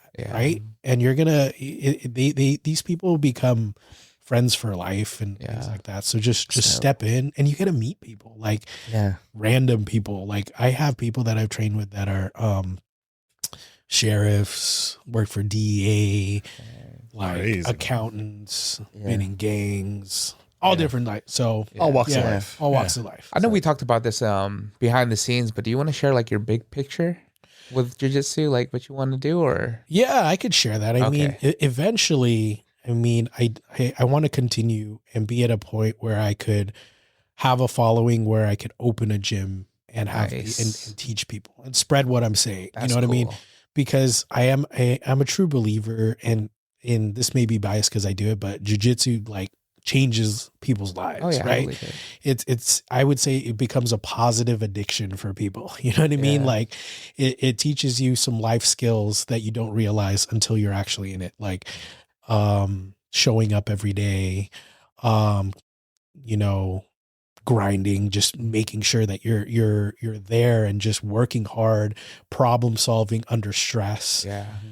So I want to be able to spread that to people so that they can see how that could help them in their lives. So I want to open a gym. I don't know where, I don't know when, I don't know with who, but that's the ultimate goal. And I've told Jason this before, and I've thought of it of like, cause you see those things of like, working with at-risk youth, using it as a positive outlet for at-risk youth, because a lot of times they just need somewhere to focus that energy. I'm not going to say anger, I'm going to say energy to where, you know, you could take that energy and if you want to fight someone, you can fight someone, but it's going to be controlled in here. But, and you're going to be able to let that out, and then you could get something out of it. Who knows what you're going to get out of it? You know what I mean? Just personal or fame, if or money or something in the future. So I want to be able to do that. Or at the very least, self-confidence, right? Yeah. I think, and Maddox will speak to that. I mean, it's definitely helped. Like it builds a lot of self-confidence. Like I think there's some days like I wasn't great with public speaking before, but nowadays I'm just like, I could walk into a room and be like, I could choke you. I could choke you. And it's like, harder, daddy. like, you know what I mean? Like it doesn't matter. Like it doesn't affect you anymore because you have this confidence where like whatever you say or do, I could problem solve it. And with choking. No, but mentally you learn that how to deal with things under stress. I think next time we see you on the pod, we're gonna be at your gym. We're gonna bring all the equipment and we're gonna shoot an episode. Definitely. Yeah. All right. We like to play games on the show such as this or that. Would you rather? Name your price. One must go. Pick your poison. Most likely two. This episode, we're playing Tap or Trap. Tap or Trap. Yeah, got a little jiu-jitsu theme. So Tap or Trap is a party game where players read a statement, scenario, or question. Everyone chooses to tap or agree, or trap to disagree and explain why. Tap, I agree. Yeah. Trap, disagree. So tap is you're tapping out. When you tap out in jiu-jitsu, do you tap on the thing or do you tap yourself or how's that? Tap the person. You tap the person, or You tap the person? or you say it. Okay. And trap is like a hold, right? Yeah. Okay. Looks like I see from Bloodsport when he's like, say it. Oh, I love Bloodsport. Let's play. Art, you want to read the first one? Saying I'm on the way when you're still at home. Marvin, we'll start with you. Tap or trap? Do you agree with saying I'm on the way when you're still at home? Yeah, is that something that you would do? Is that a tap or trap? I'm gonna say tap for certain people. Certain people. Like with my mom. Okay. Like, I'll say like I'm on the way, but I'm still at home because it's like she'll text me like 10 times until and it's like super early. Like I see. Where you're at, where are you? Like we'll have lunch at like noon and she like at 10 o'clock she's like, where are you? We're on our way. I'm like, I'm on my way. That's funny. But I mean, for other people, I think I'll say trap because it's like I like to be on time, like today. Like you're way on time. Whoops. If you're early, you're on time. Yep. If you're on time, you're late. Yeah. If you're late, don't show up. Tell it to this. Yeah. Art. How about you, Art? I say I'm on the way when I usually am in my car. Like once I get into my car. Once he's seated. So when you texted this morning at 9:50, you were in your car. I was in my car. Okay. Yeah. So were you at home in your car? Yeah. Like I just got in. I was about to start my car. Like I'm on the way. Yeah. But I guess I left the door. I walked to the car, so I was on my way. Yeah. Right. You're on your way. Yeah. On your way somewhere. You weren't in your PJs saying I'm on my way. Yeah, like that's what I like. If I'm just like sitting there, I'm not gonna say like I'm on my way. Yeah. I'll probably say something like I'm probably leaving 30 minutes. Okay. How about you, Brian? When I was younger, I would tap, but nowadays, because of how I do it and how my work is, I'm trapped. Because like Marvin said, it's if you're early, you're on time. So, and usually I always have to get early there, like for a shoot or what have you, to like look at the place and get settled in and stuff like that. So, yeah. Plus, it just looks better if I'm there before my client or whoever is there. Yeah. Yeah. I think I would say trap. I'm the same with Marvin. Just like if my parents are like always, bugging or whatever, I'll be like, yeah, I'm on my way. I'm like not even dressed yet, and I throw something on quick. That's usually like my dad, right? My dad will blow up my phone how many times? Oh yeah, We went to Parents, man. The car show. Yeah, the car show. He was excited, huh? He was excited. Marvin was there. I told the story of when we were in the back seat riding the EV Cadillac. That was last week. And it was going so fast, and then like at one point I was just like this with Maddox. Like, oh shit. That was a fun experience. Though. We were trying to convince your mom that we were going to buy a car. Yeah. Good thing we all had life insurance, right? Yeah. Get an accident, you can adjust it. You can adjust the insurance for us. Brian, you want to read the next one? Next one is moving in together with significant other before 1 year. Tap or trap? Like 1 year of knowing them, or I guess so. Or together, or dating them. Yeah. Dating. Let's say dating then. Okay. Trap. I wouldn't before 1 year. I don't think. Yeah. I'm gonna say trap. You say trap too. Yeah. If you move in before You you got- it's I mean, I'm a marriage and family therapist. Like I'm like, you gotta know somebody Yeah. before you actually, I mean, It's a big no, thing. I mean, some people do it and it works out, you know, they meet on Tinder and then they move in with each other a week later and It works out, Like yeah. it works out for them. But, you know, if you could adapt to them and learn how to live with them, then Right. great. But I think there's going to be a lot You of think you know a person. obstacles. Yeah. You know what I mean? But Like, is there that thing? Have you seen or heard in like your history of like when people move in, that's when they really know each other and they decide, oh wait, it's not gonna work. So would you rather like move in earlier to figure out that it's not gonna work, or I don't know. I feel like before, because I was with May for such a long time, I think I knew a reason. I mean, I think you don't, when you say really know somebody, I mean, there's like little quirky things that people do, like Right. where they put their toothbrush. Yeah. Do they lift the toilet seat? I was like, okay, like, yeah, but if we're talking about like, I don't know, some deep rooted stuff, that's stuff that you really want to know before, you know what I mean? yeah, Like credit history. Do they have any loans that you don't know about? You know what I mean? Like you don't want to inherit that stuff or for sure. pay their rent if you need to. You know what I mean? Especially you don't get trapped in a lease with them too. Exactly. Yeah. Exactly. Or they got guns or something. Hey, nothing wrong with owning guns. Yeah. But you know. I know, but responsibly. Yeah, sure. For sure. Lockbox. Yeah. Yeah. How about you, Brian? Well, trap because I feel like I mean it also I mean it kind of depends. Like Marvin was saying here, is that if you have been dating for a while, right? You're not living together. You know each other for that. You know. Yeah. But I'd go trap because you need to know the person. Yeah, I want to say the same thing. Trap. You got to know the person, and usually, like when you start dating someone and you get too comfortable, that's when like the what do you call it, the honeymoon phase wears out, and then they become this werewolf at night. You know, like I want to know that they're that werewolf before we move in. Just farting all the time. Yeah, Seeing them with no makeup. yeah. That happens like That should be the first night. That's pretty much Marvin, you want to read the third one? Quitting your current job without another lined up. Ooh, how do you feel about it, Marvin? I think it depends on why you're quitting. Yeah. But personally, at this point in my life, I'm gonna say trap because I got a family. You know what I mean? Like I need to put food on the table. I need to pay bills. I got a mortgage to pay. But like in my 20s, like I don't know. I worked a lot of like weird jobs when I worked at Toys R Us before. Oh, rest in Yeah. peace. Yeah. Rest in Yeah. peace, Toys R Us. I worked at Toys R Us and I was like, I don't know why I left there. Actually, a better example is I worked at Rubio's for a day. Ooh, what? What? A day? Yeah, I worked at Rubio's for a day. You just got that free lunch, huh? Yeah, you know why I quit? Because I had earrings and they told me to put Band-Aids on it. What? And I Oh said, no. Wait, put Band-Aids over your yeah. To cover it. because back then they were like pretty, like everywhere was pretty conservative. Like you can't have that stuff. And I was like, I'm good. Like I don't want to work here. So then I ended up quitting. So it all depends. Like I didn't have anything lined up, but I was a kid. Like I didn't, who cares? Like, you know what I mean? You stayed there for the full shift, though? Yeah, I stayed for the full shift. Did they get Then- free lunch? No, they didn't give me free lunch. Cheapskates. Yeah, yeah. It's all right. A lot of their locations closed. So How about you, Art? well, actually, you know, it's funny. The last job I quit, I didn't have anything lined up. I was actually off of work for that's like right. 6 months. Yeah.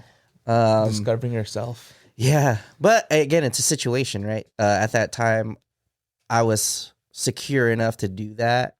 I was still able to pay all my bills, do all the things, and you know, single guy. So You hear that, ladies?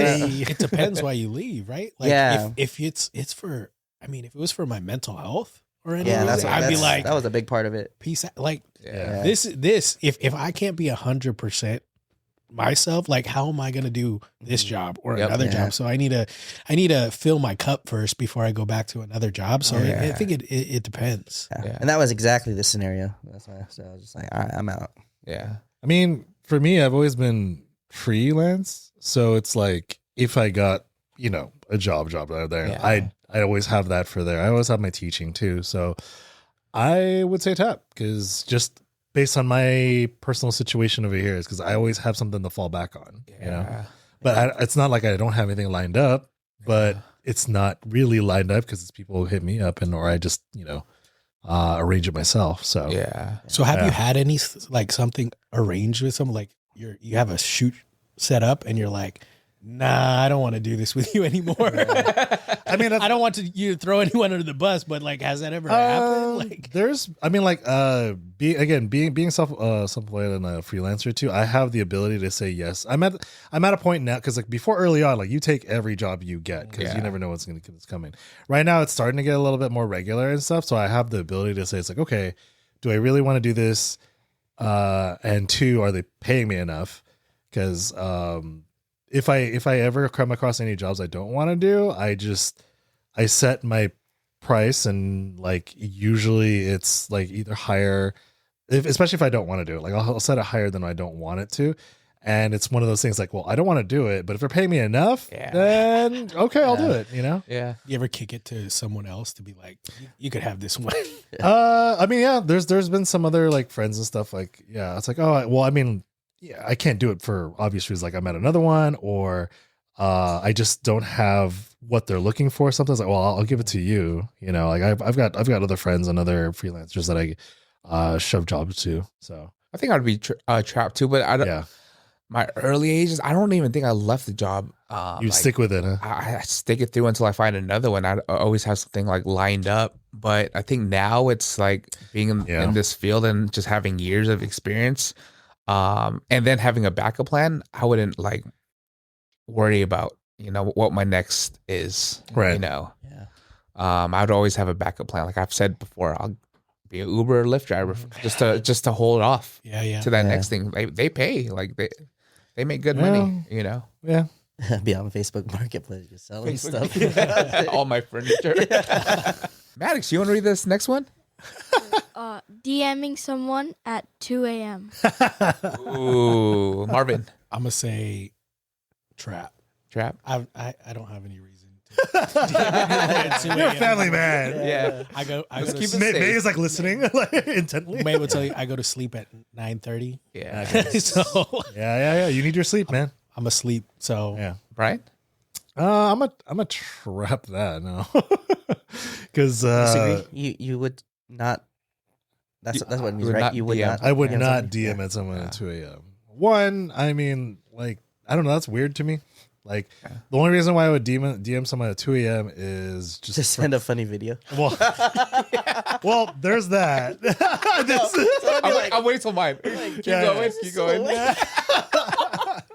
No, it's like the only way I DM someone at 2 a.m. is like, it's usually like client related or something like that. It's like, hey, I'm going to be sending this or something like that. Like that way I don't have to wake up early or whatever. Because usually I'm up late like editing and stuff. So I'll just send the message. I don't care what time. They'll see it when they wake up. Yeah. You know? Yeah. I'm pretty sure you emailed our photo booth pictures like in the middle of the night. Yeah. I remember. What? You remember that from like 14 years ago? Yeah, I think we were like on our honeymoon. I was like, hey, May, look, he sent this. What is Brian doing at 4 a.m.? I know. Well, it's like usually like when I finish, because so it's one of those things where I want to send it because I know I'll probably forget it. Yeah. You know, Send it's like, it or forget it. yeah. Just send it right there. Yeah. They'll see it when they see it. I'm gonna go to bed. You know, rather than have to wake up early at a normal like 9 to 5 time so that they see it. You know, it's like they'll see it when they see it right there. You know, Are we on the same boat? Yeah, like sometimes, like if I see something funny, I will. But like when you're in bed, right? Yeah, like you're to in certain bed. people. And it can't wait till the morning, right? Well, because you won't know if it'll come back on your feed, right? But like to like have like a conversation or like to I don't know, try to holler at somebody at 2 a.m. now. Like DM. He's talking about like getting Like there. DM, like DM. no, not that. But it's like to send a funny thing. Yeah. Sure. Yeah. Yeah. For the homies. Yeah. Like, no, are you up? No. Are you up? What are you wearing? How do you know that? Nah, none of that. What's her name? I'm just saying. Diaphragm. Dear friend. I'm in the same boat with art. I'm guilty. I would say tap, right? But it depends. It's like how you move with like what are your intentions of DMing. So like for example, if it's all the homies and I see like a fart video that's like super funny, right? Like best farts of whatever 2025. I'm like, oh, I gotta send it to these folks. Yeah. But I do hesitate when it comes to like my friend for like the women, right? I'm like, how's your partner? Like, are they kind of insecure? I'm not gonna send this to you at 2 a.m. Yeah, Like, yeah. right. So I'm kind of like Oh, mindful yeah. of that. Yeah. But if you're like the homie and your husband or partner or whatever is cool with it, I'll send you like that fart video, Yeah. right? Yeah, yeah. Or if it's like, you know, if you have someone that's like insecure, I'll DM myself. If it's super funny, I'll DM myself. So in the morning, I'm sending this out. Okay, yeah. You're like, why is this? Oh, I remember. now. Yeah. But in my single days, yes, I'm in the DMs. I'm like, hey, what you doing? You know. All right, Q&As. Let's answer some Q&As from the community. So these are sent through our stories, and we read it here. The first one is from Bay.T. Beatty. If the podcast turned evil, how would he defeat each host? Be detailed, like triangle choke beefing. That's what Beatty said. That's what Beatty said. That's How would you take us down? So if you had to take all three of us down, Different moves. Yeah. Different moves. yeah, yeah. Who would you start with first? Like this gauntlet. The The gauntlet. gauntlet. I think I would start with art. Okay. Ooh. I would start with art. What's your reasoning? I don't know, just to get warmed up.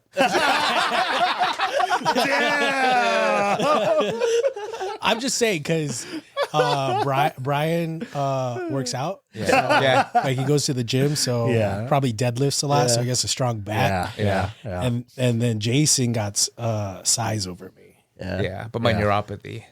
That's true. I thought I would go first. I was like, Well, I know, but at your, I'm I would probably say I would, nursing a hangover. I would fight you at your best though. oh, Like, at my no, best. Yeah. Dang. But if you had neuropathy, I mean, I could just My step on balance. I could step on your toe and you might tap out. Yeah. Just kidding. Yeah. So how would you defeat us though? So with art.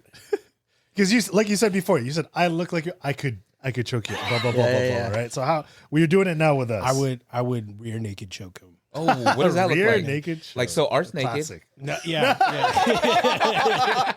He's naked for some reason. From Is the that, like, rear. from behind. Yeah, like I strangle him. Yeah. My forearms around his neck, and then I just Yeah. Once I feel that, I'm like, yeah. Okay. He's like, I give up. Yeah. And then you I'm gonna would go back to sleep. Who's the next? I would probably go you. Yeah, I would go me too. Yeah, yeah. I would probably with you. I could probably. You got wide shoulders, so I wouldn't be able to try. I could probably armbar you. Okay, what does that look Just like a straight arm lock. So it's like I would, Yeah, it's the one with the arm on the is out. floor, right? yeah, on the floor where your Yeah. arm's straight. Okay. And then for Brian, I got something special. What is this? Maddox knows this one. So Marvin's actually going to show this No, right now. no. This special move is called the mother's milk. What? Why is it called that? Oh, Why you is know, it called Brian. Yeah. 2 a.m. You know what? 2 a.m. What is that, Maddox?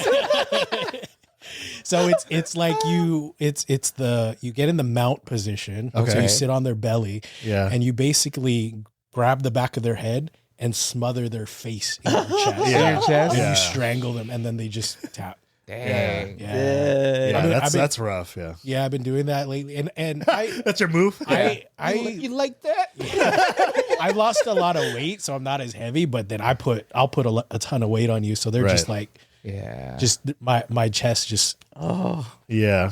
covering their face with my sweat. yeah. A little salty. Anyone try and lick that or? We'll talk about that. All right, next question. Maddox, you want to read the next question? As far as hygiene Wait, goes, who's it from? Who's it from? Oh, May_V_Rojas or May. As far as hygiene goes, what was your worst experience while rolling with someone? Ooh, this is a good one. Oh. I like how Maddox says, "May not mom." Ooh. So, like I say, it's a lot of full contact, and I will say some people don't put on deodorant sometimes. Oh, So man. that's a little hard. But I think my worst hygiene experience is this. So, like I was sparring one time. Okay. I don't know when it was. So I was on the bottom, so laying on my back. Sure. I had this guy that was on top on the mount position, so sitting over my belly. Okay.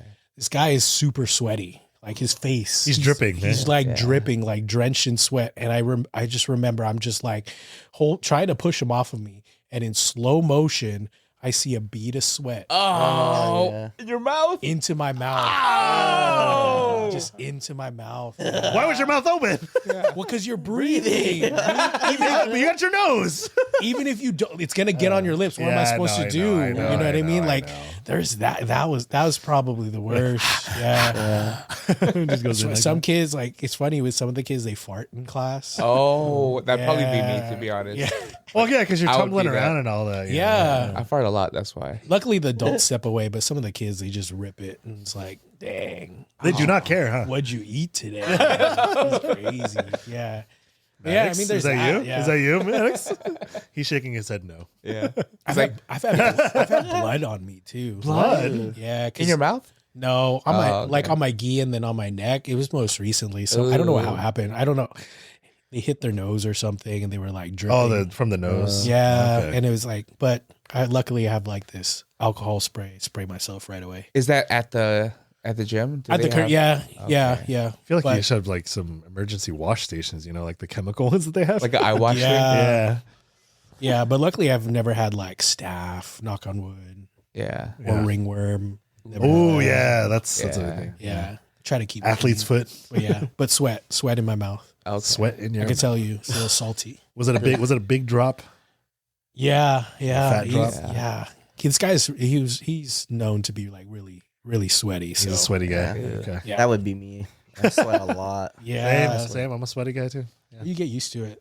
You get on top and then you sweat on other people and make them drink it With my hair down. with so the- with the mother's milk. All right, Art, next one. Where are we? This one is from at DJ_Hansel. What?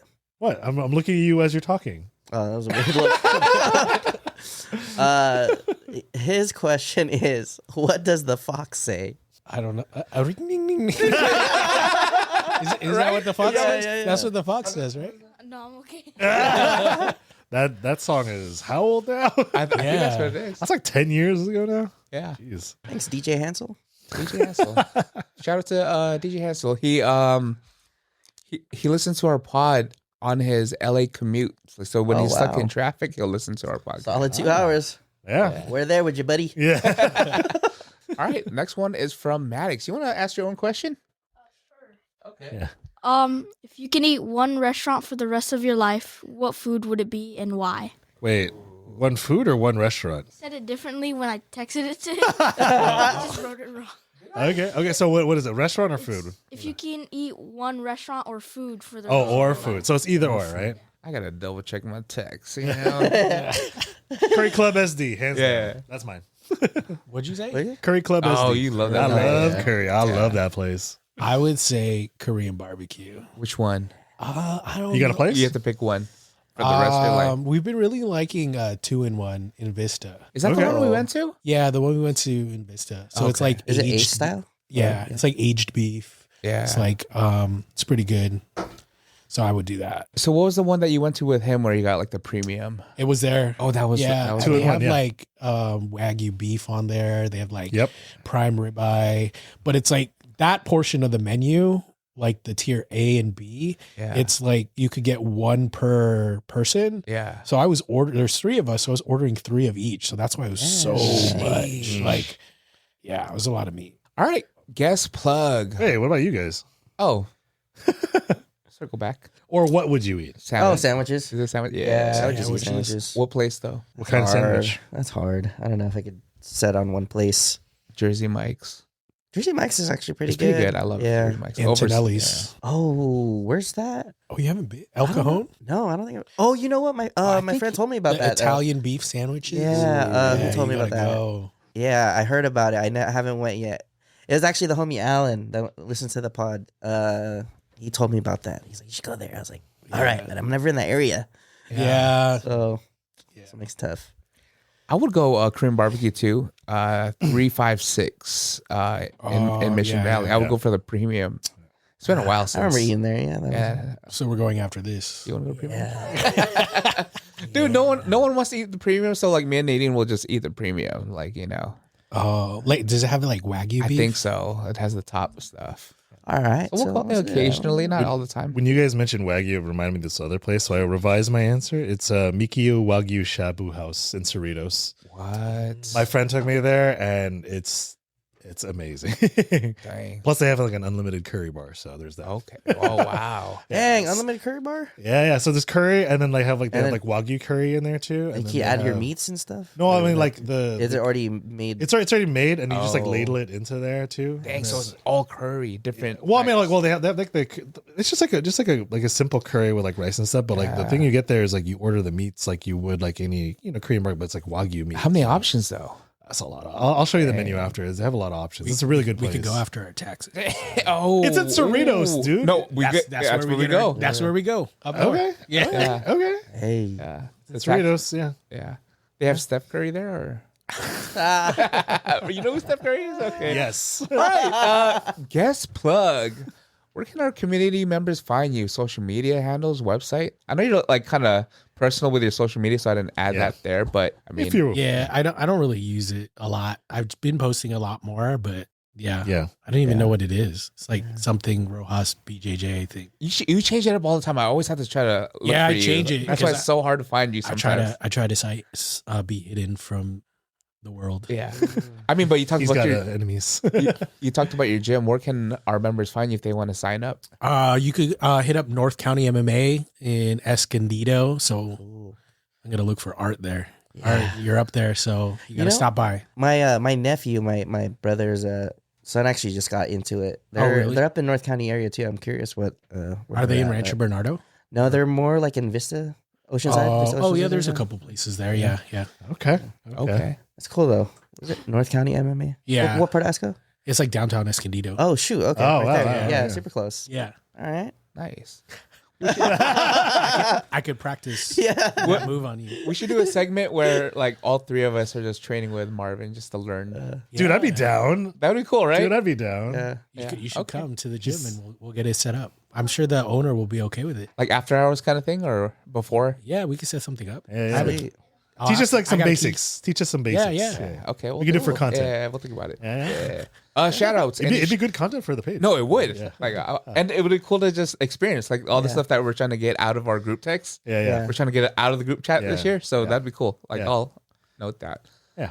Any shout outs, recognition? I'm gonna shout out May.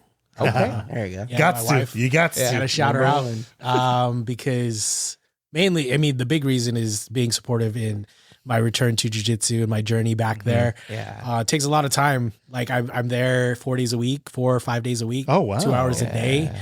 At night, Yeah. I come home, I'm super exhausted. So she's supportive of that. It's never like you win again. It's how was training when I Yeah, come home. cool. So it's great. Shout out to Maddox. Maddox. Let's go, Maddox. For joining me in the gym, training on days that he doesn't want to.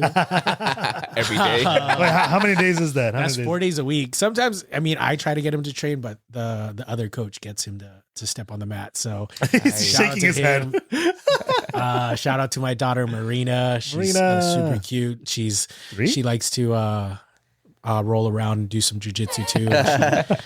She's always happy when I come home after jujitsu. Shout out, I got a lot. Keep going, man. Yeah, It's your time. It's your Shout time. out to Peter Frank, who gave me my brown belt. Wow. Shandy Gugarty, who gave me my purple belt. Carlos Valente, who got my journey started in jiu-jitsu. Wow. Again, like North County MMA, giving me the opportunity to help teach kids and train adults and get back into jiu-jitsu.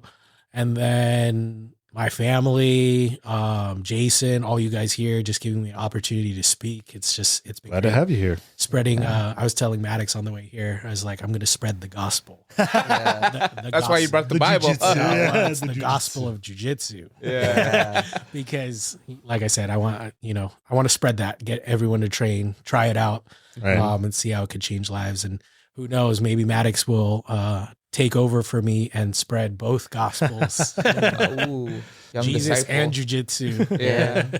That's the JJ. Upcoming projects and or events. I don't really have any. I mean, Is there anything going on at the gym?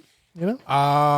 at the gym, there is going to be a couple self-defense class coming Oh. up. For Valentine's Hey, Day. Valentine's for Day. Valentine's Day, Yeah. actually. shoot. When is it being held? I think it's the week of. I have to look. I'll send it over to you guys, but I think it's the week of Valentine's Day. It's $40, but they teach. It's just women's self-defense, so it's geared towards men and women. Okay. So you should hit it up. The week of Valentine's Day is You hear that, the Art? 8th through Yeah. the 13th. Yeah. What's up? There's gonna be a lot of grappling art with women. But they're mostly couples. Yeah, I'm like, Maybe. What kind of person do you think I am? Single Single and willing to mingle. and touch starved. Yeah. Starved. I'm full. All right, last call. This section is for Art, Brian, and myself. Thank you. Shout outs. Anything you guys want to plug? Upcoming events, pod encounters from friends and family. Art? Why don't I just go first? Alphabetical order. Yeah. Oh, that makes sense. A. Well, I always shout out the guests. Thank you for coming, sharing your time. Yeah. I know that's 15 minutes late. That's to happen. But you know, it was really cool actually hearing you talk about your history and then your involvement and return in this like niche sport. Because I kind of the same thing, right? With my thing. But it's cool that you bring up like how it kind of helps improve like your mentality and all those things and being in stressful situations. Yeah, because it's a good release too. You know what I mean? So that's super cool. So if anyone is interested in anything, I think they should give it a shot. Get on like you said, or just give it a try. You know. Just want to also give a shout out to I guess the homie John who was here this weekend. It was great seeing you. I know we've been talking about it, but we got to get him on the pod. Yep. It's just stuff, you know, he's not from this side of town anymore. He's up in the Bay, so we got to orchestrate that. Yeah. Hopefully on a 3-day weekend. I'm putting it out in the universe right now, John. Yeah. Still trying to lock down LJ on here too. I know. I got to put him in the calendar. Yeah. I'm waiting for your answer. Yeah, but just looking forward to this year and all the viewers. And it's funny to like see these numbers on this board. Yeah. Jason put the numbers on the board here finally. Yeah, because I didn't really pay attention to that, but it's funny because on the IG one, like I think like 3 days ago or 2 days ago, it was actually like 100, like something less, and I was like, oh shoot! In like 3 days, it like grew like that much or something. I was like, that's pretty crazy. But yeah, thanks for everybody that's listening. For all the long car rides, we're here. For those listening us out there. Yeah. You know. Brian? Well, I mean, to peel behind the scenes, it's been about a week since we last. We're actually going to be doing a bunch of week-to-week back recordings. So it's going to be a little harder, you know, to reach out and stuff. But Yeah. I just want to shout out to my homies that I shot with middle of January when I was like in LA for like 4 or 5 days. To my friend D, like she came down and we shot a whole bunch of sites. So I'm still working on that too. And then to the new friends that I shot with Leah, she's at Narumi-Kaz, Narumi, and Nolly, 8-Bit Pink. Really fun people to work with. It was a pleasure meeting you. And of course, to our guest, Marvin here. Thank you for sharing your experiences with us. And we are going to plan that day where we are. Okay. Okay. All right. This is the year. We're going to do several things. We're going to do several things. I'm gonna have to get a head start on you guys, man. Are you talking about that class, Valentine's Day class? Art's gonna do the mother's milk tomorrow. I can take you. I can take you. Who wants some of this? He can definitely get the most milk. Yeah. And of course, thank you to Maddox here for being here today. Thank you for sitting in on us. Yeah. I know you're a big fan of us, so it's really good having you here. So, yeah. All right. I just want to thank the executive producer, my wife Nadine. Especially this I week. like how it's always there every week. You like, I have to. I have to. Like you're gonna forget. No. I know. Right? Like, There's certain things that I want to capture. Like for example, this week we went to the animal hospital because Gracie, we had an emergency. She ate her blanket, like ate 2 different blankets, and so they Like the entire blanket? Or? no, like a good portion of it. Okay. And so our fear was it would cause an obstruction in her digestive system. Yeah. So it was crazy because Nadine told me, and She was just on the phone, just bawling and everything. And I was on my way to work. Like, no, I was like literally at the door downtown. I had a box of donuts for our staff because we had a staff meeting. Yeah. And then she gave me that call. And I was like, I got to go home, guys. And then so I said, hey, I'm 4 minutes down the street. And she's like, I already left. And I'm like, all right, I'll meet you at the hospital. And, they got to see Gracie. But like after that, there was like a long line of dogs just being treated. And there was a sign that said 2-hour wait. I was like, we spent not half, like 4 hours there just waiting for Gracie, talking to the doctor. Yeah. They got her to take morphine and she threw it up twice. But she was like, she was sedated and she was just like out of it. I had to carry her into like the car and everything. Baby. And she just like sat on like in recovery. I had my day off in recovery on the couch, just like taking a nap. And then the night hits and she gets up and starts doing her thing like nothing happened, You're like, you don't have to pay taxes. and then the next few days she was like out pieces of blanket, but she was good with like the 2 that she did throw up. Second, Nadine, just for allowing us to be in this space too, just having guests here. And for, we went to see Miss Pat, Mike Drop Comedy. The first time I saw her live and she was hysterically funny. Okay. The thing was... Wait, is there like a place that you usually go see? Like, how are you finding these shows? Mike Drop Comedy. Like, they have a whole, like, they tell you, like, the full year of guests, and then you can kind of pick from it, so... Okay, so this is like your spot that you usually... I love this spot because parking is good. It's not downtown parking, and it's in Claremont. So I know the area. We can go eat food before or after. Yeah. And next time you go... What the heck, man? Yeah, I mean, because I want to go where, of course, like, sure. But like, I think maybe, like I said, this is gonna be the year we're gonna do stuff. We're gonna, but the good thing is too, they always have like affordable drinks, and they have it catered to like how much to like 19, 16, depending on what you, what you like get. Usual. That's and it's a show, right? Yeah, but they got food there too, because some other places they don't have like food, 2-item minimums, and it's like you got to get drink. They only got drinks. Yeah, they force you to get like drinks, and they don't do that there. Mic drop, you get like nachos or something. Oh, you been there? You been there, Marvin? Yeah, I've been. I've been with Jason. Oh, I mean your family. That makes sense. Yeah. And sometimes, like, depending on the guest, they'll customize their menu, and they'll say like Miss Pat's patty melt or something, something like that. So that's cool. Yeah. They get big names there too. Yeah, so they get big names. Yeah, they get big people there. Yeah, we're going this year. I'll share that at a later time. But shout out to Marvin and Maddox just for being here, showing up 30 minutes early. I was surprised. Like, oh damn! Like, okay, at least I had everything like set up. But thank you for like sharing your story. Like a lot of what you shared today was brought me back to like those memories, and I was like, yeah, like you were the one. Like I was like trying to navigate life, and you were a good part of it. And I love what I do today. So I want to give you a shout out for that, sharing your story. Just being a good model to Maddox and your family. Like it's good to see that. And just to have that relationship with you. Cause I remember those days where you're like, come to the county. And I was like, thank God I didn't go to the county, because you eventually left, And I did see that toxic behavior, just like the day-to-day, seeing friends like work from 8 a.m. to 10 p.m. and they would start drinking more, so, like behaviors that they would kind of pick up because of the stressful environment and, just the work environment at the county. So, I mean, higher pay, it's nothing when your mental health is being affected. Oh yeah, you can't even enjoy like making the money. Just, like, have no time. Yeah, and shout out to Maddox. So hopefully you enjoyed your time here. We would love to have you as a future guest that'd be cool when you're ready. Talk about your journey through just life in general. Your 11 years of life. Your 11 years of life. Going on 12. You're 12 this year, right? Yeah. For everyone else too that's been supporting the pod, like I said, we reached 50 episodes. We're looking at that tracker or whatever. We're about to hit 4,000 in Instagram. That's crazy because it was hard to get 100 folks when we first started, and people are starting to pick up. So we do appreciate y'all just for the engagement and love and support just through the journey. Even when we took a break, like you're still there asking about us. Especially Steven. I got to wrap your stuff up this weekend.